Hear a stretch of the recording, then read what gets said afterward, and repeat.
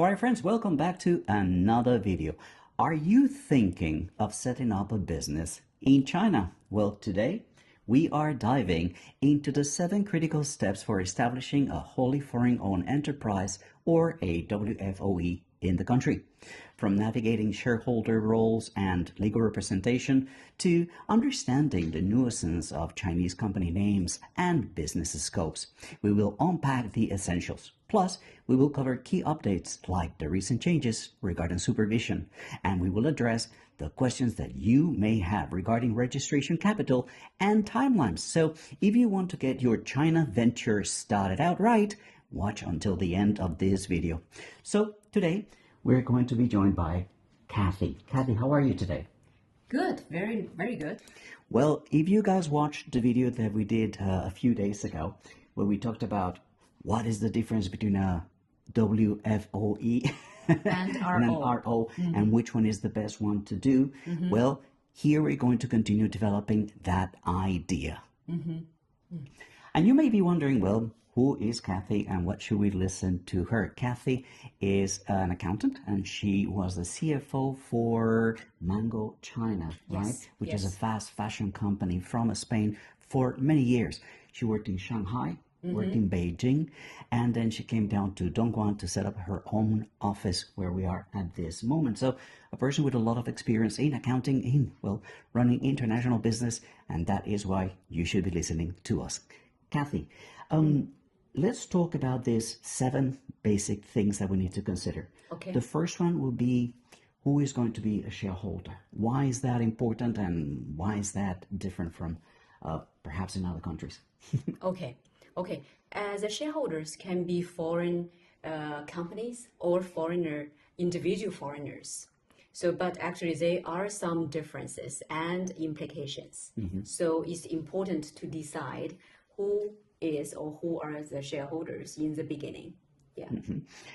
So shareholders can be foreigners, can be Chinese. Is there any advantage or disadvantage to one or the other?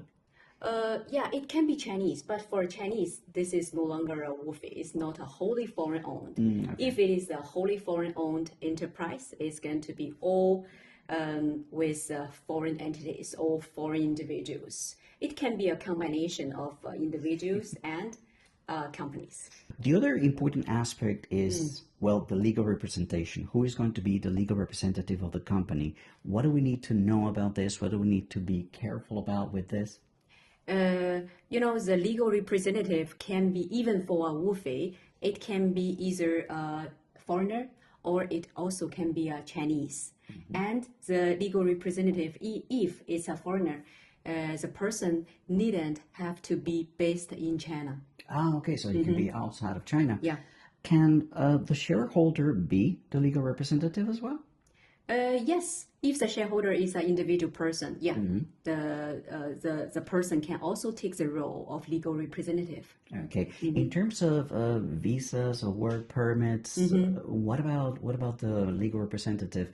Is it like employing somebody else, or is it different?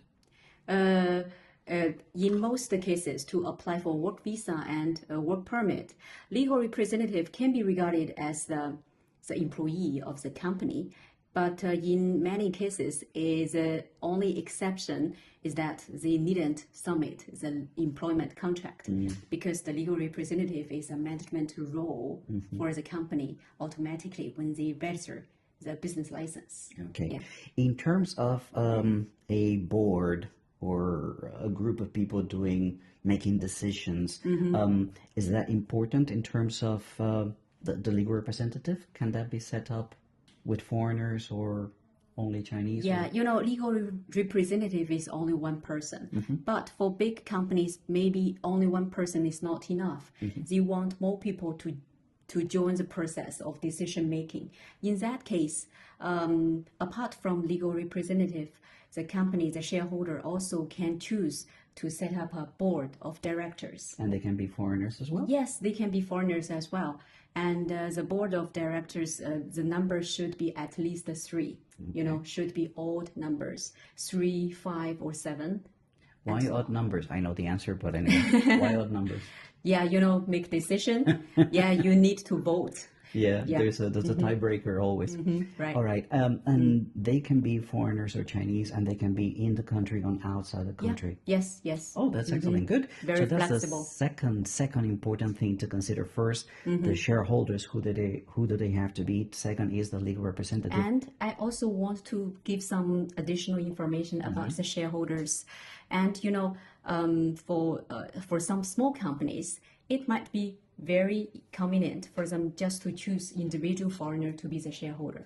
And also there is another benefit. According to China's income tax law, for foreign individual shareholders, and when they get the dividend from the company after the year end, such kind of dividend can be exempt from income tax in China. So this is even better than Chinese shareholders. More benefits than Yeah, a but of Chinese course, person. if you decide to choose this way, be careful that you also need to be aware of the tax implication in that person's In your home country. country. Yeah. So you either pay taxes here or pay taxes there. Yeah. Whatever you are, you will have to pay taxes. But here in China, you have that option. Excellent. So we talk about shareholders and legal representatives. Now, we also want to talk about supervisors. Okay, this is something that's kind of like new or a change, right? Right. What is the role of a supervisor, and why should a Wolfie have one? Okay, as a required structure before, it was required that a company must have a supervisor or even a supervisor board, at least one supervisor. This is required before, but this requirement changed from last July. That is July 2024. This changed. So supervisor role is no longer necessary for small companies. Oh, okay. So if you think it's not necessary to set up this role, you can skip it. And even for the existing company, you already have somebody to be the supervisor. You also can choose to cancel it. Oh, Yeah, to cancel okay. in the past, some companies, just to meet with the requirement, they choose a person to be the supervisor, but actually this person really has nothing to do with the company. So, and now since the law changed, so you can choose to cancel this role. This is one of the things that I like to tell people about China is that things change all the time. This is why you need to have somebody like Kathy to let you know exactly what is happening, because it can save you time, can save you money, can save you effort, and it can keep you in the clear when it comes to anything related to government relations. We also talked about the fourth step, which is the registration address. Yeah. What is important for people to remember about this step, the address? For each company, when you do the setup, first of all, you need to decide which city you're going to register the company. So this is the very basic point. And second is that inside a city, you must choose a place to register the company. And usually this place should be a commercial or industrial place. You may ask, if can I register in a virtual office, or can I register in a residential place?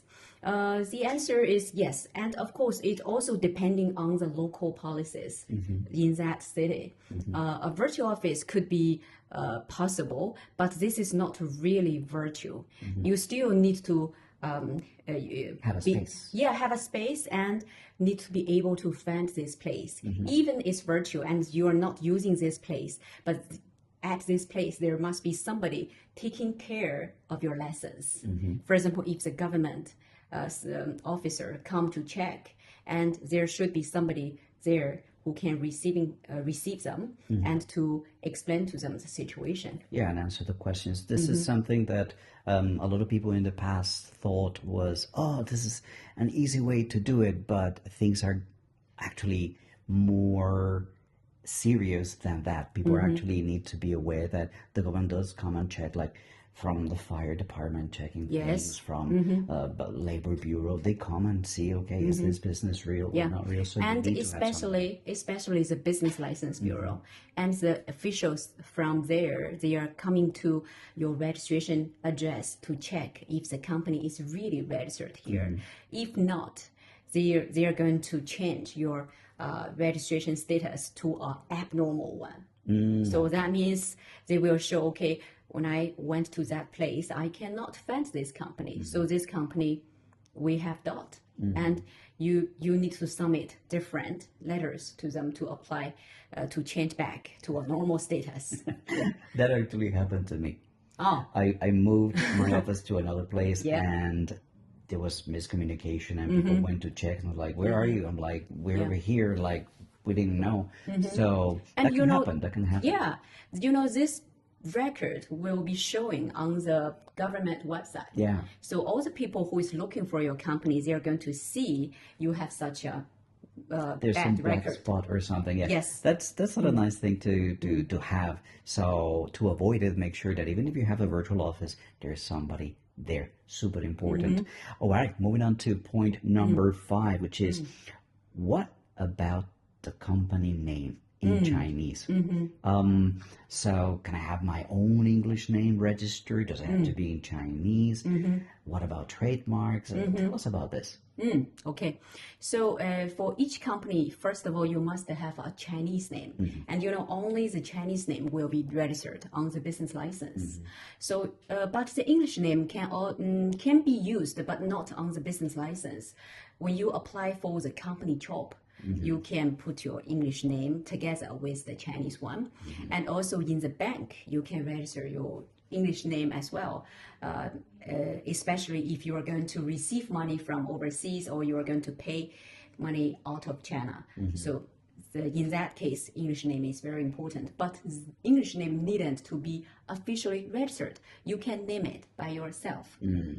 Okay, so super important for people to remember is Chinese name on the license, but for banking and other things, it might be a lot easier to just have English name so that there's no confusion when typing names and things like that if there's going to be banking going in and out. So super important to choose a Chinese name, a meaningful one. It's always good. Yeah. Yeah.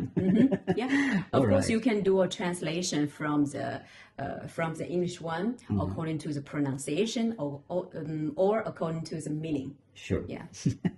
All right. Let us move on then to point number 6, right? Determining the business scope. This is something that I myself have experienced quite a lot because I started with one license and then I added and I added. You can actually add different licenses right now. We are licensed to make content like this here in the country. Yeah. So yeah, why is that important and what do they need to be careful with? The business, this is called business scope, and you can put all the business activities you want to carry out. You put it here, but the business may change from time to time. Even in the beginning, you have put a lot of items, but maybe in the future you want to do something else. You still have the chance to change in the future to expand the business scope. But in the beginning, generally you can consider several categories. The first one is the trading, right? Trading. And second, like service, you can include service. And also you can include manufacturing. But for manufacturing, this kind of business scope is better you really have a factory place. If not, at least you can do services and trading. But in reality, for trading, you need to list all the items you want to trade on. And also for services, you need to list what exactly services you are going to provide. Yeah, you should come with an idea as to what you want to do. You want to have a restaurant, you want to have a factory, you want to have a consulting company. Yeah. You must have an idea of what you're going to go to do in China as business, and from there you register your licenses and the scope of your business. And you can still change in the future, as I was telling you. You can still change in the future if you see something as a new business venture that you would like to pursue. That's super important. And we are moving to the last one, friends. How much? Oh, that's so important, yeah. How much is the registration capital, right? When I first came here, this was a big headache because it was quite high. Right. And that's when I A few resorted years to, ago. to RO, right? A few Yeah. years ago. I feel young. That's when I went the path of the RO, the representative office. If you haven't watched that video, go watch it over here. We have a link to that.